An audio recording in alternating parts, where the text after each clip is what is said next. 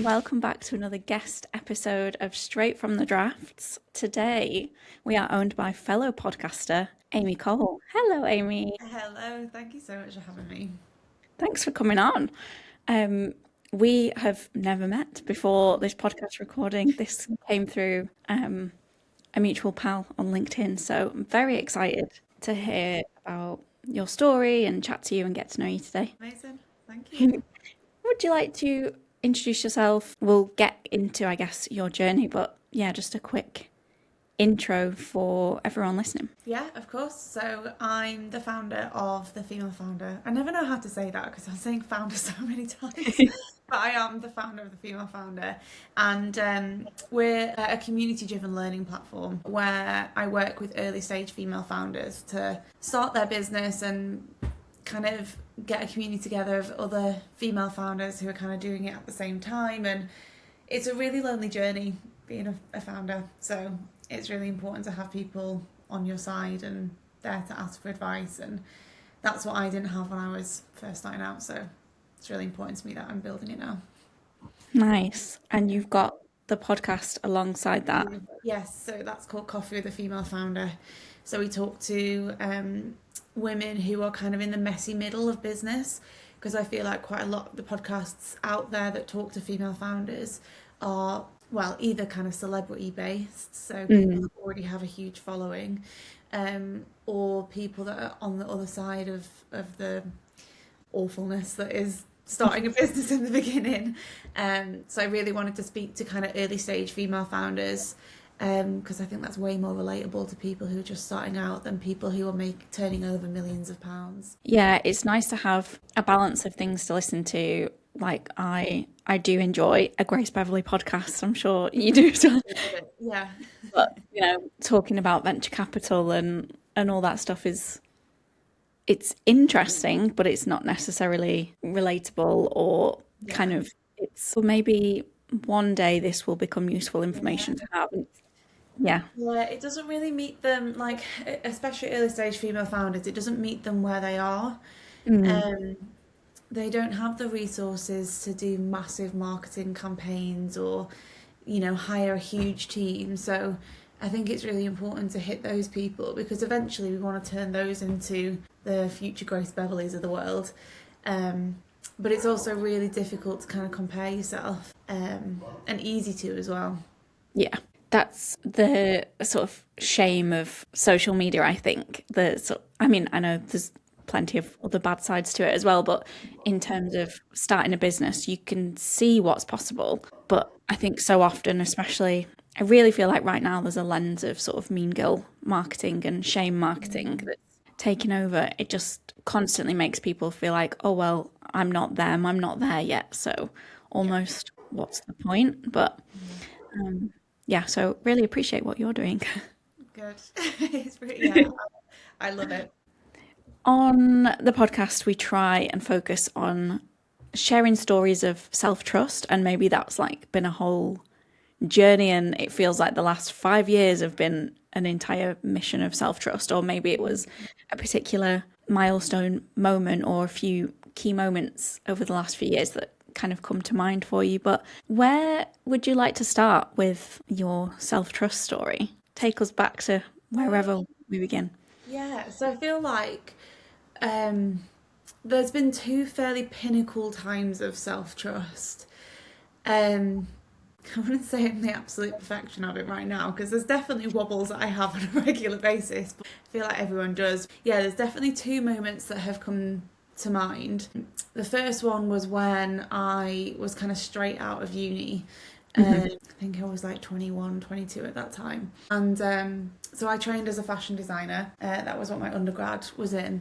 Very And I cool. went straight into the fashion industry. Kind of had high hopes, thinking it was going to be very much like Devil Wears Prada and like really, really fun to work in. And there obviously was parts that were fun. But I just think I got quite shocked by like what it was like straight away. And yeah, so I've always been, I'm taking you really back now, but I've always been someone that's quite passionate about just kind of like social impact in general. so my parents, they started and run a charity working with people in poverty who need a little bit of extra help, who have addiction, homelessness, all of that kind of stuff. So I've grown up around that, and I have obviously learned my morals and values and things from them. So I think I didn't follow in their footsteps. I went and did fashion design, which is like a far cry from what they do. Um, but I've always wanted to be really passionate about the job that I'm doing. I Mm. am money motivated, but it kind of it can't come at the cost of like my values, basically. So walking into the fashion industry and getting smacked with how exploitative to the world and its people was a bit of a shock at 22. Mm. So I was there for 9 months, and I kind of decided throughout that experience that I kind of learned not what not to do, and I wanted to go out on my own and kind of do better, basically. Yeah. Um, so, I mean, I'm not going to mention the brand or anything like that because I feel like, I don't know, maybe one day I will, but I feel like I don't Yeah. want to get into an online battle. But they basically were based up in the north, and they had a like an in-house factory. Um, and us designers and then factory workers, and I'm splitting them on purpose because of the way that we were treated in comparison to the factory workers was just horrendous. And the kind of sales staff, the designers, which I was part of that team, the kind of management, the kind of white collar Mm. jobs were, Office. yeah, those kind of jobs, all predominantly white people. And Mm. then the factory workers were predominantly Asian Muslims, and they just were treated horrifically. They worked overtime that they didn't get paid for. The factory manager was a white lady who just spoke to them just as if they weren't even human. It was just horrific. God. Um, there was no space for them to kind of do their daily prayers, so they had to then go home on their lunch to do that, and it just was the most unaccommodating business to work Mm. for them. Um, if I look at it kind of pragmatically, I didn't have that awful of a time because I look the way that I look. Um, Mm. but yeah, I just couldn't, it just was not aligning with who I am. It was awful to watch. It just really wasn't a good time at all. And I don't know if you know, but kind of over in Bangladesh, I think it was in, gonna have to fact check me on this one, but I think it was in 2014. Factory building collapsed, and lots of women and children, because of child labour, died in that collapse. I think there was like Matalan was a part of who was being like sewn there and things. And I just saw that all this tragedy was happening in Bangladesh, and it's obviously so far removed from like us in the UK. And then to see that and witness that on my doorstep, I was like, what on earth is like happening in these third world countries and those factories? That it just opened my eyes very quickly, and it just wasn't Mm. a place that I wanted.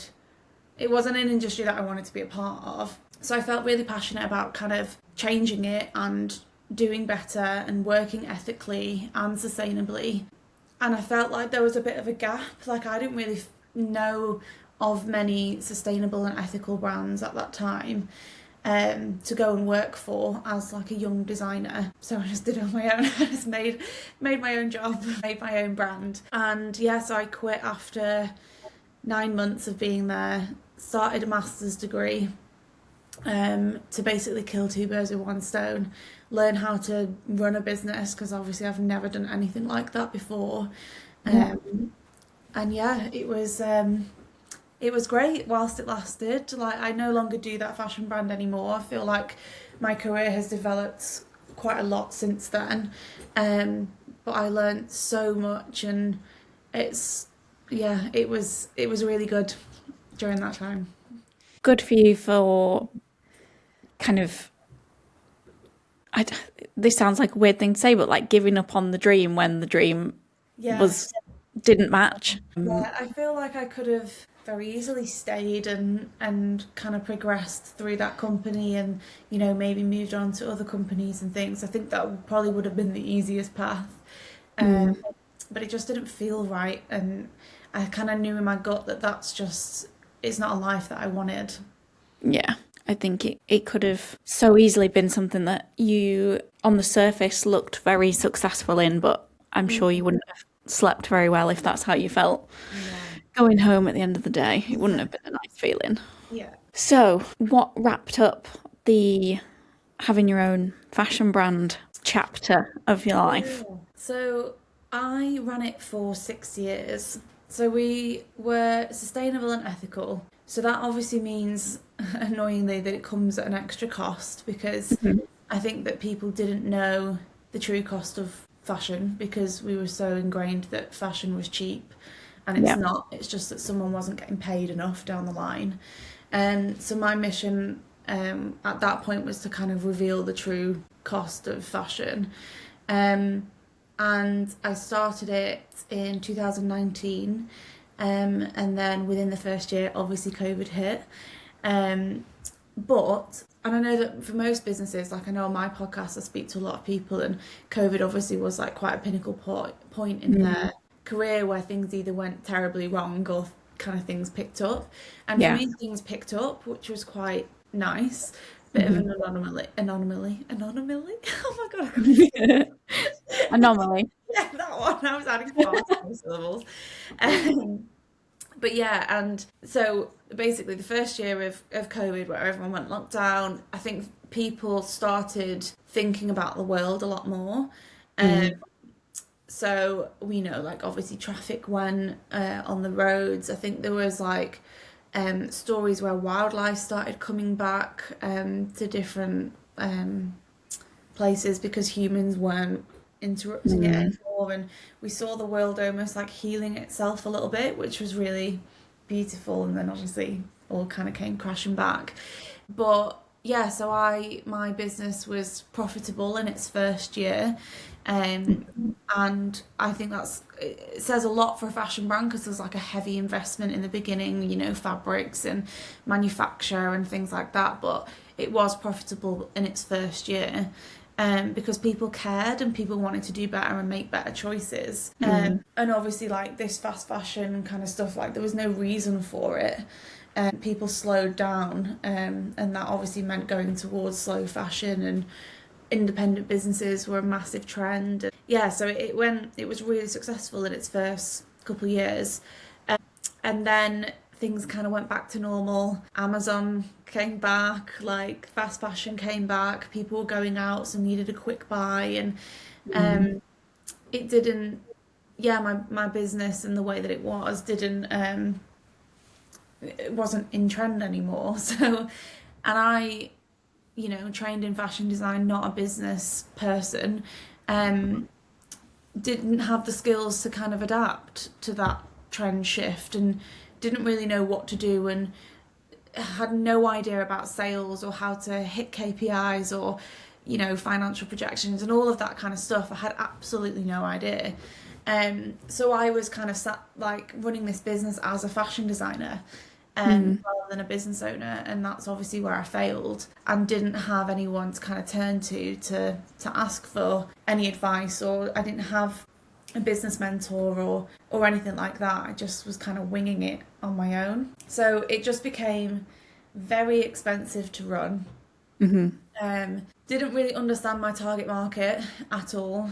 Um, and yeah, I just decided that it kind of wasn't. I wasn't passionate about it anymore. Like that's Mm, basically the crux of it. Is I didn't know how to run it anymore. So I turned to freelance work and started developing my skills in marketing and business operations. And I moved to Manchester during that time as well. So I'm originally from Lancaster, but felt like I really wanted to be in a big city, so I moved to Manchester. And then I landed my first corporate job because obviously living in Manchester I needed to earn money, and freelance mm, probably wasn't cutting it at that time.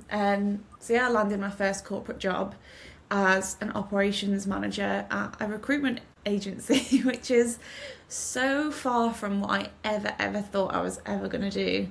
Yeah. Um, but I look back and I am grateful for that experience because I'm where I am now. Yeah. And this kind of brings me on to the second kind of pinnacle part of where self-trust was like a major thing for me. Um, because during that time, obviously being in the corporate world, which is so different to being a freelancer, you learn all these new phrases like let's circle back and all these KPIs and targets and things. Yeah. And yeah, but basically, because it's obviously like a major shift, but the reason that I went into that job is because I was kind of on the trajectory to become the COO of that company. So it was Chief Operating Wow. Officer. Hmm. Um, so I was like, oh, I can achieve all my dreams through this company and I don't need to go out on my own. And um, I was there for 2-ish years and I felt like I was running that company because as operations, you kind of are. Um, Mm. so yeah, I learnt a lot. The director put me through like a mini MBA, so Masters in Amazing. Business Operation, Business Administration. Yeah. Um, so all that kind of technical side of running a business and the fundamentals of how to actually run a business that I didn't know when I was running my fashion brand, I learned in this job. Hmm. Um, but yeah, it still felt not right to be in a corporate environment. So yeah, going to the second part of the self trust, I completely and utterly lost who I was during that Mm. job. I became that corporate girl. I became the money hungry, nothing is ever enough kind of person. Um, Lost my passion for anything really and just kind of went to work 9 to 5, got through the paperwork that was on my desk and left, and that was it. Mm. I didn't feel excited by the work that I was doing. It How just long were you there? around 2 years. Okay. It wasn't too long, but yeah, it just became yeah way too. I just became miserable, like genuinely just became miserable. I wasn't working on my passion, my values were um, kind of taking a hit because you have to make cutthroat decisions when you're in the business world, and recruitment is a really cutthroat industry as well. Yeah. Um, so yeah, there were just a lot of things I didn't agree with, and I was really trying to push my own like ideologies and values and things into the workplace. But that's just where I just didn't align and I wasn't meant to be there. Mm. Um, so yeah, April last year is when I decided to quit. Okay. Ever since I've been on my own, um, trying to build the female. Well, not trying to. I am building the female founder. This is another thing of self doubt and self trust. Using words like You trying are to. doing it, I am.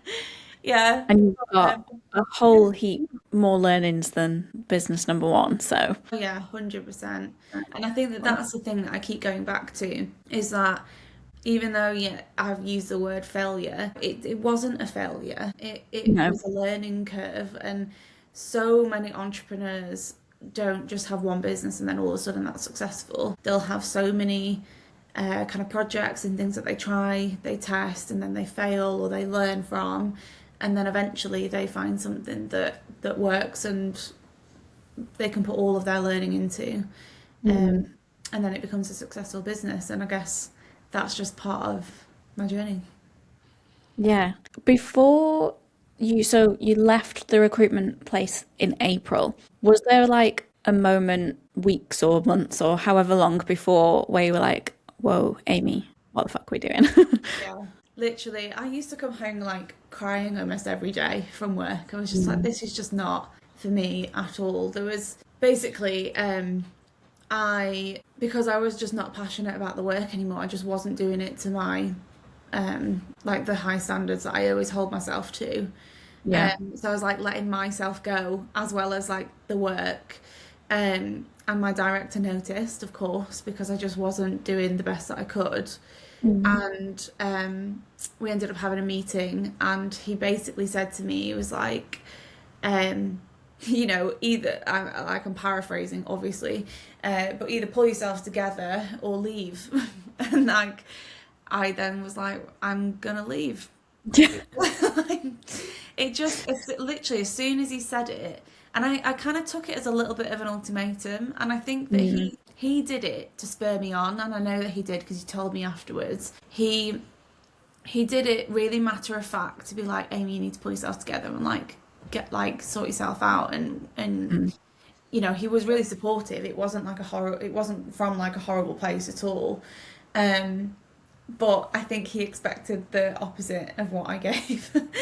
Yeah. um, but yeah, I literally came away from that meeting. I went home and came back to my partner, and I was just like, yeah, I'm done. I'm so done because I was holding on for so long. Mm. It was like, I don't know, maybe like 6 months that I was having the kind of feelings of needing to part ways and go, but I Mm. felt like I didn't really know what I wanted to do next. I think that was the thing that was kind of holding me there. Yeah. Is I thought if I found another job, I would just be in the same position, just in a different job. Yeah. So yeah, nothing felt right about being in 9 to 5 or answering to someone else or anything like that. So yeah, it took a huge amount of self trust to Mm. go out completely and utterly on my own with not a huge plan, to be honest. I was gonna ask, what did you have the female founder sort of in mind when your notice went in, Yeah, or? I did, but in my head, I Mhm. I kind of so because I was in the position that I was in, I had 3 months notice, which is quite a long Yeah. time when you're like ready to go. Yeah. So I handed my notice in January and I left in April, um, or end of April, end of Jan, something like that. Anyway, um, but yeah, I it was in my head, and I think in February I set up the Instagram page. Um, Hmm. but I didn't really do anything with it until after I left. I thought I would. I thought I would just, go to work, do what I needed to do, come home, and then work on the female founder. But that last 3 months just took like such a toll on my mental health that I was just like, it just wasn't possible to come home and then be like really energized to work on a business. Yeah. So yeah, it took me a while to kind of get that going. But I'm very fortunate and very privileged that I got a nice chunk of inheritance, and that's what I lived off for the first, well, it's a year now, so first like 6 months or something. Mm. Um, but yeah, so I definitely wouldn't have been able to do it without that, like at all. I would have had to get some form of part-time job or something. Yeah, and like, thank you for sharing that because I don't think people, and nobody is obligated to share their finances or their personal circumstances or anything. But I think with so many things in life, Mm. particularly starting a business, there's a real narrative of, like just jump in head first. But sometimes you've got to do things slowly because you have to have the part-time job on the side, Yeah, or, of you know, course. if you can jump in full time, it's usually because there is some level of support there. Yeah. So thank you for being like really transparent about that. I think Yeah, it's I think good. that is one of my biggest values is transparency. I think it shows through the fashion brand that I started. Like everything was transparent. I even showed how I used to do breakdowns of the cost of like a shirt, for example, and I used to Mm. show how much profit I made off that shirt because I wanted people to understand the cost of what it takes to make and how much I'm actually taking away. And I Mm. feel like that's what I'm trying to embody through the female founder as well. Like one of the reasons I wanted to be a guest on podcasts as well is not just host my own because obviously as a host you don't tend to talk that much.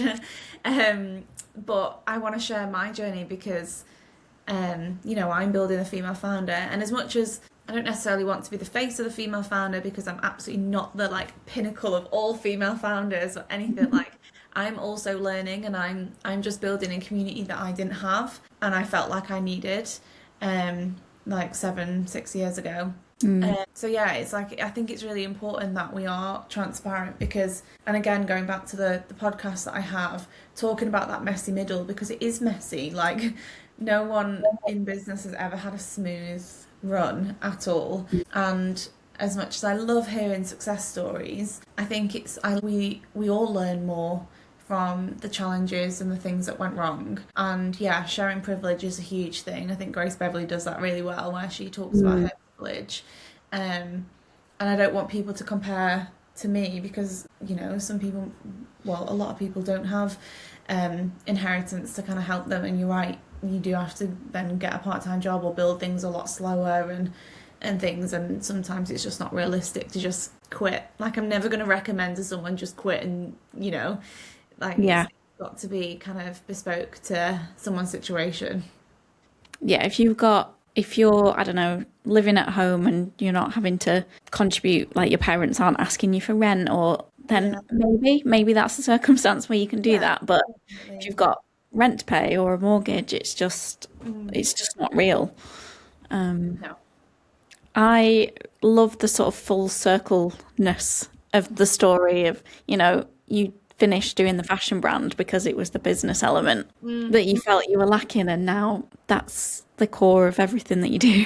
Yeah, exactly. I feel like it's really nice actually because for so long, especially like when working at the recruitment agency, I felt really lost. I just felt like I didn't really know what I wanted to do anymore. Obviously, I'm not a fashion designer anymore, and that's something that I trained in. And I know a lot of people kind of don't use their degrees and things, but I was passionate about it at one time, and then through all that, I had to decide what I wanted to do and like what I was good at. Um, and I'm such a generalist. So I think that I'm good at a lot of things, but I'm not an expert at any of them. And So that's where feel like this. yeah, but that's where like operations suited me so well because in operations you have to know a little about everything because you've got to keep the boat afloat. Um, Mm. and I think that that's why being a business owner suits me so well because again you've literally got to know everything and be able to jump on anything at any given time. So I feel like that's where I guess the female founder comes into play. It's like it hits all of my skills. And yeah, I feel like now a lot of job roles want you to be an expert. They don't want generalists. Mm. So that's where I felt like I can't go into another job because like they don't want what I'm good at. Yeah, But yeah, someone does. absolutely. And if it's something that you can build for yourself, like why would you not? If there's an opportunity to create a role that is your perfect role, Yeah, then what a exactly. treat. Exactly. Exactly. It's yeah, I thank my lucky stars because it is I have so much fun every day and yeah, it's just really good. And so part of the female founder, obviously we're still in very early stages. So we've got loads of I say we, it's I. I've got loads of plans for the future and one of the things I really want to do um is start coaching. Um Obviously like very early stage female founders because I've worked in kind of like the recruitment agency was still like a small business. I think we had like 10 people at our most. Mhm. Um, so I work best with small companies because I feel like that's the place that I have the most impact. Because again, it's just like knowing a little bit of everything and being able to coach like early stage female founders on how to get their business to a position where they can then go and scale and like go to a different mentor or a different coach to help them scale. Like that's I feel like that's the place that I'm gonna have the most impact. Um, Mm. so yeah, I'm really excited for that venture eventually. Love that. Before we wrap up with our cheesy quote to end the episode, I would just love to ask, would you recommend to people who want to start a business? And I know it's almost like a little bit trendy, I guess, and trendy is not a trendy word. I sound like such a millennial, but to kind of like come out of college or uni and go straight into entrepreneurship. I know you may have like a bias on this from your journey, but do you think you'd be doing what you do now if you hadn't had that sort of corporate experience or the MBA, like what you learned in the MBA? Do you think that has actually helped, or is that just part of the journey? It's definitely helped because I can't remember the book that I read. I'm gonna have to like give you the name of it so you can put it in the show notes or something. But it was a really, really good book that basically spoke about people who are like have a trade like fashion designer, or like the example that they used was like a cake baker. Hmm. Um, that have a trade and then go into business, and then they all of a sudden then have to know how to be a finance admin, HR, recruit, like all these different things. I think that that learning the fundamentals of how to run a business is absolutely vital before, like not before you start a business because you can learn on the job, but I Hmm. think that that is absolutely vital because I don't think that you can do it without knowing the fundamentals of how, just genuinely how to run a business. Mm. Um, but I also think one of the things that I always kind of go back to is if and when you start a business, you have to think about why you're actually starting the business. So for me, I am money motivated. I want to have a big team. I want to franchise it out eventually. So I'm building it in Manchester. I want there to be a female founder London, a female founder Leeds. Like that's my kind of big vision, and I'm doing it because I know that I don't fit into any other job role. So that's why I'm a business owner. Hmm. Um, but for my best friend, she's also a business owner. She wants a business because she wants to pay herself enough to live off, and Yeah. she wants to be flexible with her work, um, and she wants to work from home. She never wants to hire anyone. She never wants to build an empire. She never wants to franchise out. But those two types of business owners can exist at the same time. I think it's Yeah. really important that you know exactly, yeah, why you want to start a business and what kind of business you want to have. Because it's really easy, like with the Stephen Bartletts of the world, um, to kind of get led down a path of like build this empire, hustle, hustle, hustle, and all that kind of stuff. And that's just not. It doesn't suit everyone, and not everyone Mm. has to run a business like that. You know, if you just want to be a freelancer that has some clients and you have the flexibility to live the life that you want to live, and you know, go work abroad or whatever you want to do, then that's a good enough reason to start a business. And likewise, if you want to build a huge empire and make billions, then absolutely go for it. But yeah, so I think that, yeah, just really understanding why you want to start it is important. The crowds in my head are just like whooping right now. I wholeheartedly agree with this. You're allowed to not want millions. You're allowed Yeah, to, yeah, like, the whole thing of, well, if you built a business you can't step away from, you actually just created yourself a job. yeah. Yes, and Yeah. um, so yeah, love that. Okay, we will end on that note. Do you have a life mantra, a favorite quote, anything to sort of end the episode on a cheesy note? Yeah, so this is a quote that I use a lot for the female founder. So it's behind every great woman is another great woman. And I just believe that wholeheartedly. Like, we're just taught so much to tear each other down because there's like supposedly not enough room at the top. But if we support each other, we create that room. And I just think that it's just amazing. And we just need to support each other a lot more.